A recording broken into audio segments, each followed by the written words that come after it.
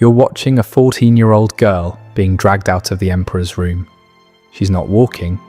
Two servants are pulling her by the arms. Her feet drag across the marble floor. Her eyes are open, but there's no one inside anymore.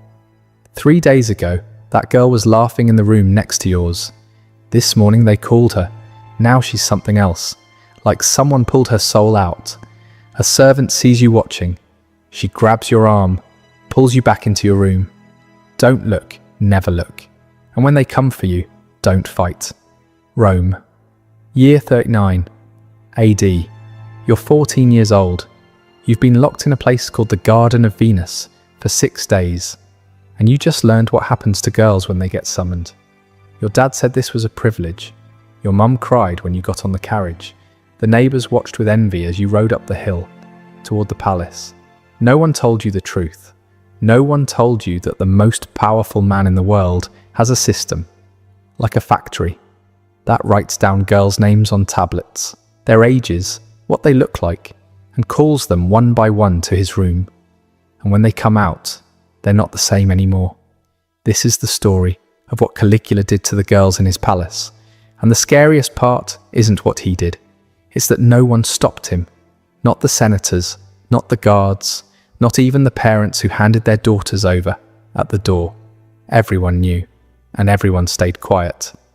If this story grips you, drop a like and subscribe. It takes a second and helps us pull more voices out of the silence. But before you understand what happened in those rooms, you need to understand how a human being becomes capable of this. Because Caligula wasn't born a monster, he was manufactured. The year is 19 AD. A 7-year-old boy runs through a Roman military camp, wearing a miniature soldier's uniform, complete with tiny armor and little red boots. The soldiers adore him. They call him Caligula, Little Boots. He's the son of Germanicus, Rome's greatest general since Julius Caesar. The men believe this child brings them victory. He has no idea what's coming. 1 year later, his father dies. The official story: sudden illness. The whispered story: poison. Ordered by Emperor Tiberius himself. Caligula is 8 years old when the machine starts destroying his family. His mother, dragged from their home, accused of treason, starved to death in exile.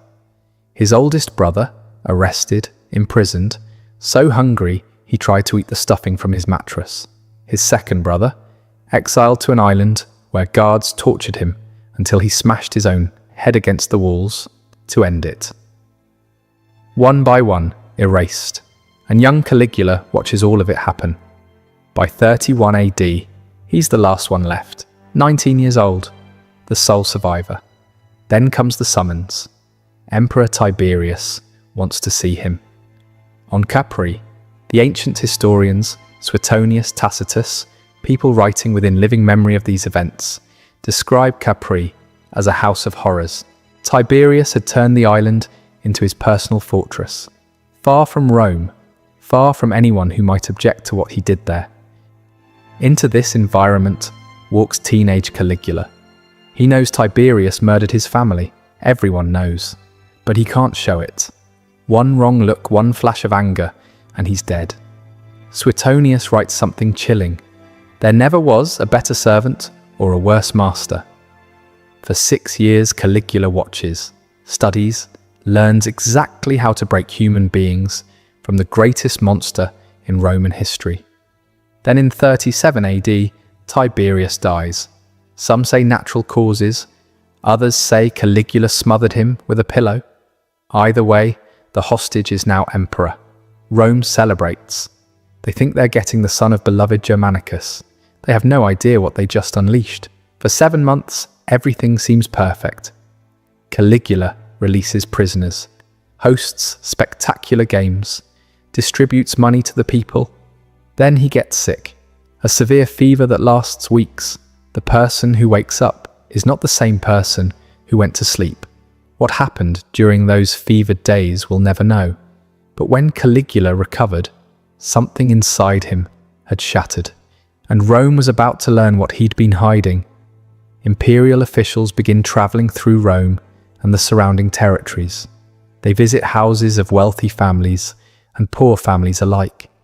They're not looking for soldiers. They're not recruiting talent.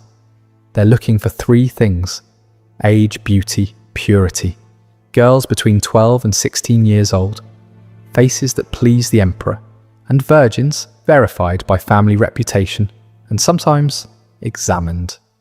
Suetonius, writing decades later, describes this process in fragments. He mentions young women of noble families brought to the palace. He notes that Caligula inspected them personally, as a slave dealer examines merchandise before purchase.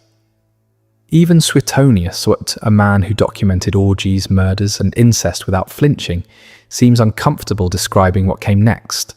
Records were kept. Wax tablets documented each girl's name, age, physical appearance, family connections. This wasn't impulsive cruelty. This was inventory management, human beings reduced to entries in an accounting ledger.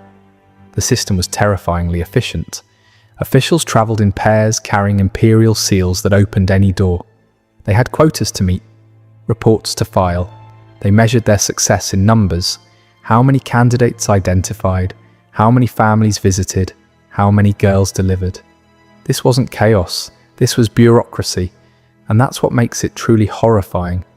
Not one madman acting on impulse, but dozens of functionaries processing human beings with the same detachment they'd used to count grain shipments. The families didn't resist. In a society where honour was everything, being selected by the emperor was presented as the highest privilege. Parents competed for the opportunity, dressed their daughters in white, braided their hair with flowers. Some mothers wept. Mothers, when the carriage departed.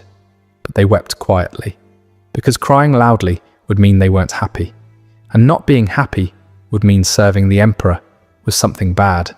So they swallowed their tears, swallowed their doubts, and let their daughters go.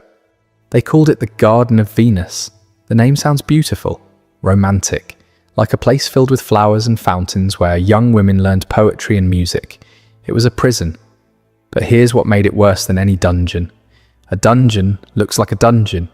Chains, cold stone. You know where you stand. This place looked like paradise. Silk curtains everywhere. Beds softer than anything these girls had ever touched. Perfume thick enough to taste. Food most Romans never knew existed. Servants who smiled and fulfilled every request. Everything beautiful, everything wrong. Modern psychologists have a term for what this does to the human mind: cognitive dissonance. When your senses tell you one thing and your instincts tell you another, your brain starts to crack. You can't trust your own perceptions anymore. The girls couldn't leave their rooms without permission, couldn't contact their families, didn't know what day it was, didn't know what they were supposed to do. They just waited, sometimes for days, sometimes for weeks. No one explained anything. No one told them when they'd be called. No one told them what happened when they were. They only heard footsteps at night, passing their doors, stopping at another door, a girl being taken, and the next morning, that girl would be different, quieter, emptier, or she wouldn't come back at all. The servants who brought food watched everything. Every tear got reported. Every whisper between girls got documented. If two girls started forming a friendship, finding comfort in shared suffering, they'd be separated, moved to different wings. Because connection breeds strength, and strength breeds resistance. Isolation was part of the design. The waiting itself was the torture.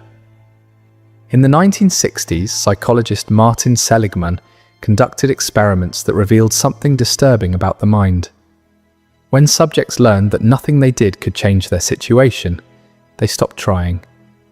They gave up, not from weakness, but because their brains were trying to protect them from madness. He called it learned helplessness. First you fight, then you realize fighting doesn't work. Then you stop fighting, then you stop feeling. The girls in the Garden of Venus were being systematically broken, not through violence, not yet, but through luxury that felt wrong, kindness that hid cruelty, and uncertainty that never ended. By the time Caligula called for them, most had already surrendered. That was the point. We're about to reveal how Caligula used these girls to control all of Rome. If you've made it this far, you understand why this story matters. Subscribe, because Crown and Dagger doesn't hide from history's darkest chapters. But Caligula wasn't satisfied with just the girls. He wanted to break everyone. The historian Cassius Dio describes imperial banquets that became theatres of systematic humiliation. Marble halls filled with Rome's most powerful men, senators, generals, governors, eating and drinking and pretending everything was normal. Then Caligula would stand, walk between the tables, examine the wives of his guests, the way he examined the girls in his garden. He would select one, take her hand, lead her away, and her husband would sit there, do nothing, say nothing. What could he do? Object. His children would be dead by morning, his entire family erased from Roman history. So he sat, drank his wine, made small talk with the man beside him, who was pretending not to hear anything. Waited. 20 minutes passed. 30. The conversation around him was forced, brittle, everyone pretending this was normal, everyone pretending they couldn't hear the sounds from the other room. Cassius Dio recorded one specific incident. A senator named Valerius Asiaticus watched as Caligula took his wife. When she was returned, Caligula sat down and began describing, in graphic detail, exactly what had happened. He rated her performance, compared her to other senators' wives, made jokes. Asiaticus had to smile, had to nod, had to thank him. Some humiliations you don't forget. 3 years later, Asiaticus was one of the conspirators who helped plan Caligula's assassination. But here's what made the banquets truly evil. It wasn't just about the women. It was about complicity. Once you sat at that table and did nothing while the emperor violated someone's wife, you were guilty too. You couldn't expose him without exposing yourself. You couldn't rebel because you were already part of the machine. Suetonius writes that Caligula would sometimes loan the palace girls to favoured senators, not as gifts, as traps. Accept the loan and you've participated, refuse and you've insulted the emperor. Either choice destroys you. That's how tyranny actually works, not through armies and laws alone, through shame, through complicity, through making everyone so dirty that no one can point fingers. The senators who attended those banquets went home to their families, kissed their children goodnight, pretended they were still honourable men. But they knew, and Caligula knew they knew, and that knowledge was its own kind of chain. Every machine has a flaw. While Caligula was busy breaking senators and destroying young girls, he made a critical mistake. He forgot about the guards, the Praetorian Guard, the emperor's personal bodyguards, elite soldiers who stood inches from him every single day, armed, trained, lethal. One of them was named Cassius Chaerea, senior officer, respected veteran, a man who had served Rome with honour for decades. Chaerea had one physical characteristic that Caligula found endlessly amusing: a high-pitched voice. Every day, new jokes, new mockery, in front of everyone. When Chaerea had to ask for the daily military password, a standard protocol, Caligula would assign him words like Venus or kiss me, feminine words, humiliating words.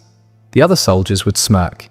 Day after day, month after month, Suetonius notes that Caligula thought this was hilarious, thought Chaerea would swallow it like everyone else. He miscalculated. Senators had families to protect.